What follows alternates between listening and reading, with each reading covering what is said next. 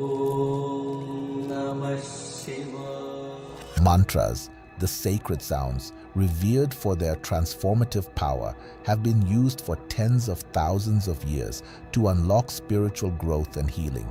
However, could these ancient chants be a double-edged sword capable of both elevating and destroying your spiritual progress? In this thought-provoking video, we'll delve into the mysterious world of mantras, exploring their origins, their power, and the potential pitfalls that lie in waiting for the unwary seeker.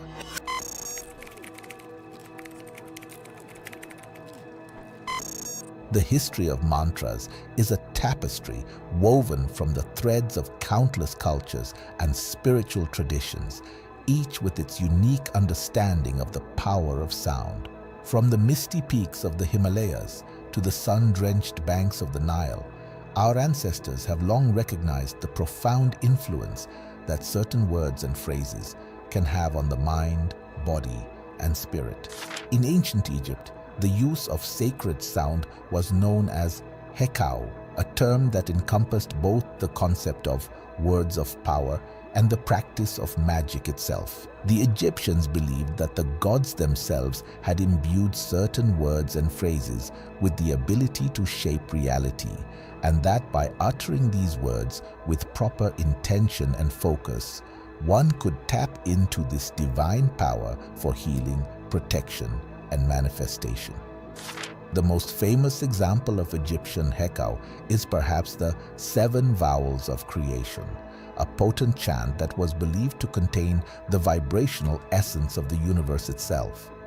According to legend, this chant was used by the god Tehuti to bring the cosmos into being, and was later taught to the pharaohs and priests as a tool for harnessing the power of the divine. As you contemplate the idea of words as magic, consider the implications of this belief. If the very vibrations of our speech can influence the fabric of reality, then the power to shape our lives and our world lies not in some distant, external force, but in the very words we choose to speak each day. The ancient Egyptians were not alone in their reverence for the power of sound. In India, the Vedic tradition of mantra chanting dates back over 3,000 years and is considered one of the oldest and most sophisticated systems of sound-based spiritual practice in the world. The Vedic mantras are believed to be the sonic embodiment of divine consciousness itself, the primordial vibrations that gave rise to the entire universe. By chanting these mantras with proper pronunciation, rhythm, and intention, the Vedic seers believed that one could attune oneself to the fundamental frequencies of creation and thereby access states of profound healing, insight, and spiritual realization. The power of the Vedic mantras lies not only in their sound, but also in their meaning. Each mantra is imbued with layers of symbolic and metaphysical significance, encoding the deepest truths of Vedic philosophy and cosmology. By contemplating the meaning of these mantras as we chant them, we open ourselves to a transmission of wisdom that goes beyond mere intellectual understanding and touches the very core of our being. One of the most revered mantras in the Vedic tradition is the Gayatri mantra, a powerful invocation of the divine light that is believed to dispel ignorance and illuminate the path to self-realization. As you chant this mantra, imagine the radiant light of pure consciousness filling your being, dispelling the shadows of doubt and confusion, and revealing the true nature of your own divine essence. However, the power of mantras is not limited to the realms of spirituality and metaphysics. In recent years, modern science has begun to shed light on the measurable effects that sound can have on the human body and mind, lending credence to the ancient wisdom of the mantra traditions. Studies have shown that chanting certain mantras can have a profound impact on the brain, inducing states of deep relaxation, focus, and even altered consciousness. The rhythmic vibrations of the mantras can also stimulate the production of beneficial hormones and neurotransmitters such as serotonin and oxytocin, which promote feelings of well-being, connection, and euphoria. But perhaps most intriguing of all is the growing body of research on the effects of mantras on the physical body itself. Scientists have discovered that the vibrations created by chanting can stimulate the healing process at a cellular level, promoting the regeneration of damaged tissue and the release of toxins from the body. As you chant your mantras, take a moment to tune into the subtle sensations that arise in your physical being. Notice how the vibrations of the sounds seem to massage your internal organs, how the rhythm of your breath deepens and slows, and how the pulsing of your heartbeat seems to synchronize with the pulsing of the universe itself. In these moments, you are not just chanting a mantra, you are becoming the mantra, merging with the divine vibration that underlies all of creation. If you're ready to learn more on mantras and which ones to use, then like and subscribe. It helps us grow, and we help you grow as well. Now, I've got more things to tell you.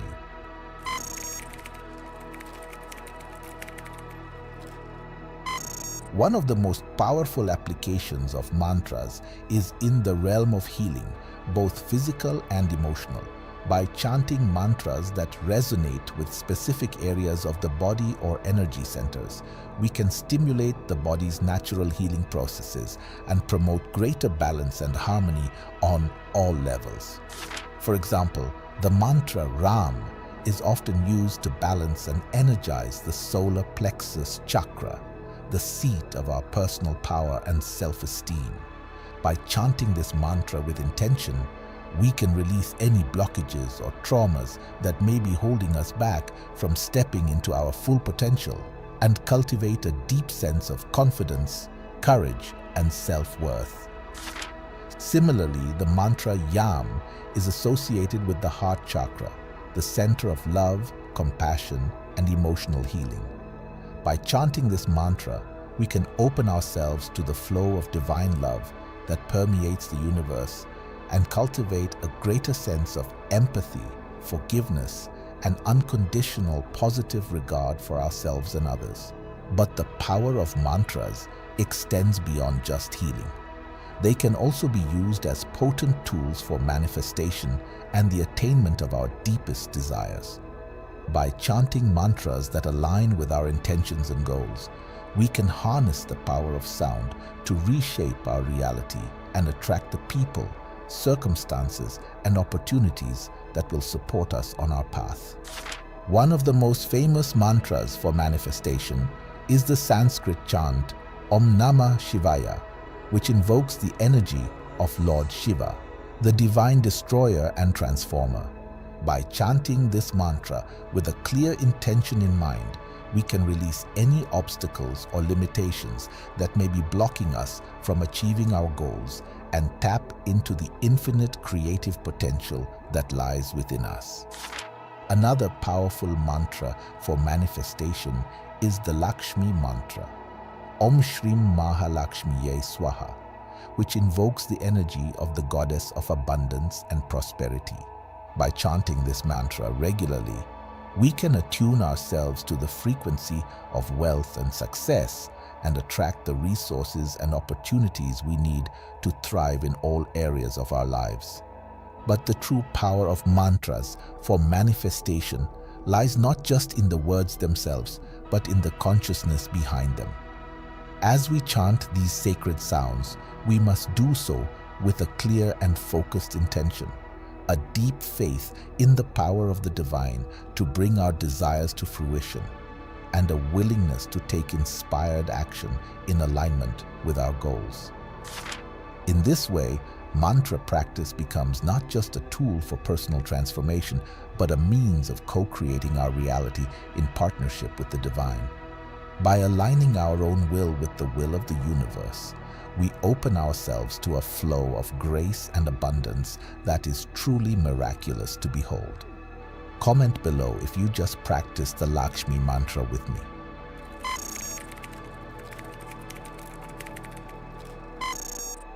As powerful as mantras can be, it is important to approach them with a sense of discernment and humility, lest we fall prey to the many pitfalls and traps that can arise on the path of spiritual practice.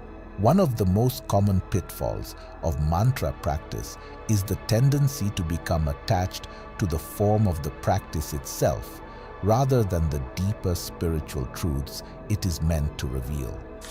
This can manifest as a kind of spiritual materialism, where we become more concerned with the number of mantras we chant or the precision of our pronunciation than with the actual transformation of our consciousness. In this state, mantra practice can easily become just another ego-driven pursuit, a way of feeling superior to others or proving our spiritual worth. But true spiritual growth requires deep humility and a willingness to let go of all sense of self-importance, recognizing that the power of the mantras comes not from us, but from the divine source that flows through us. Another pitfall of mantra practice is the belief that simply chanting mantras is enough to transform our lives, without putting in the necessary work to change our thoughts, beliefs, and actions. While mantras can certainly be powerful catalysts for change, they are not a magic bullet that can instantly solve all our problems or make us enlightened beings overnight. True transformation requires a holistic approach, one that encompasses not just mantra practice, but also self-reflection, ethical living, and the cultivation of wisdom and compassion. Without this foundation, mantra practice can easily become a form of spiritual bypassing, a way of avoiding the deeper work of confronting our shadows and healing our wounds. There is also the danger of becoming overly attached to specific mantras or lineages, to the point where we close ourselves off to other paths or teachings that might be beneficial for our growth. This kind of spiritual dogmatism can be just as limiting as any other form of close-mindedness and can prevent us from truly expanding our consciousness and embracing the full spectrum of divine wisdom. To avoid these pitfalls, we must approach mantra practice with a sense of openness, curiosity, and discernment. Rather than blindly following any one teacher or tradition, we must learn to trust our inner guidance and intuition, and be willing to question and explore different perspectives on the path. It is also important to remember that the ultimate goal of mantra practice is not to accumulate spiritual experiences or powers, but to dissolve the very sense of a separate self that seeks such things. As we chant these sacred sounds, let us do so with a spirit of surrender and devotion, offering our practice up to the divine and allowing it to unfold in whatever way is most beneficial for our growth and awakening.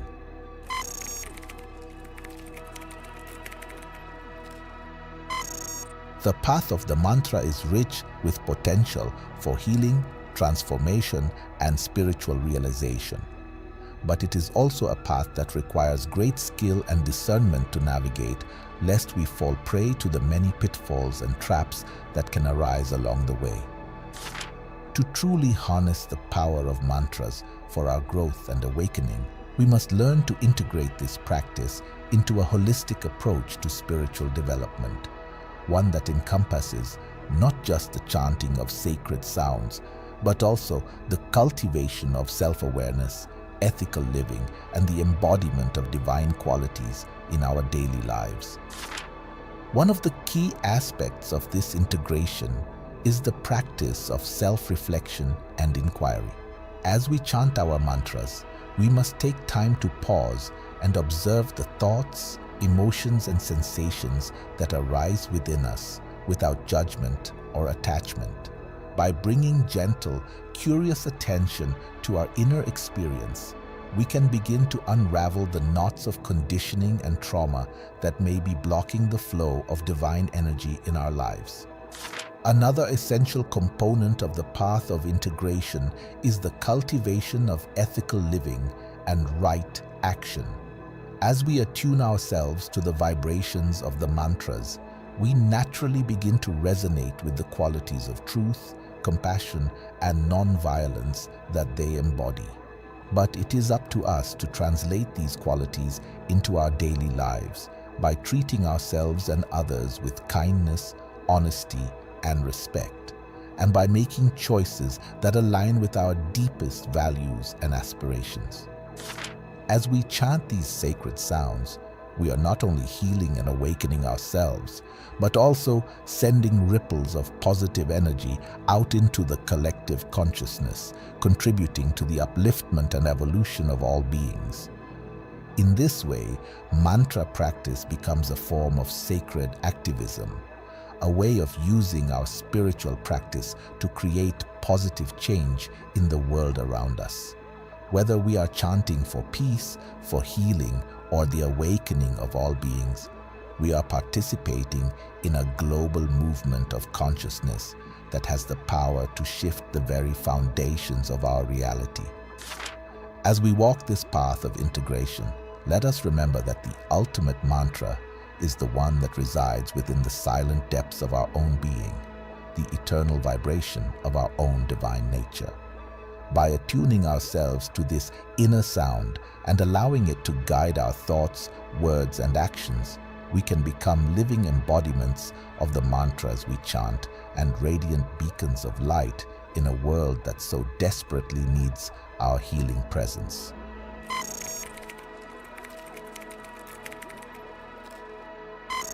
The path of mantra is both profoundly transformative and deeply challenging, requiring us to confront the shadows and limitations of our being as we seek to attune ourselves to the divine vibration that underlies all of creation.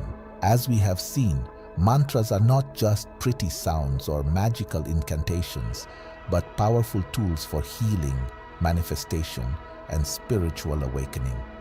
By understanding the science behind these sacred sounds and the ancient wisdom traditions from which they emerge, we can begin to harness their power for our growth and transformation. But the path of mantra is not without its pitfalls and dangers. To truly benefit from this practice, we must approach it with humility, discernment, and a willingness to do the deep inner work of self-reflection and purification.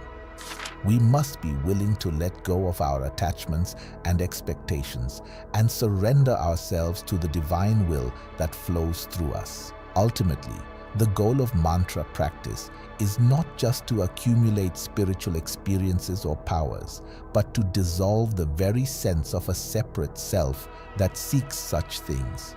As we chant these sacred sounds, let us do so with a spirit of devotion and service, offering our practice up to the divine and allowing it to unfold in whatever way is most beneficial for the awakening of all beings.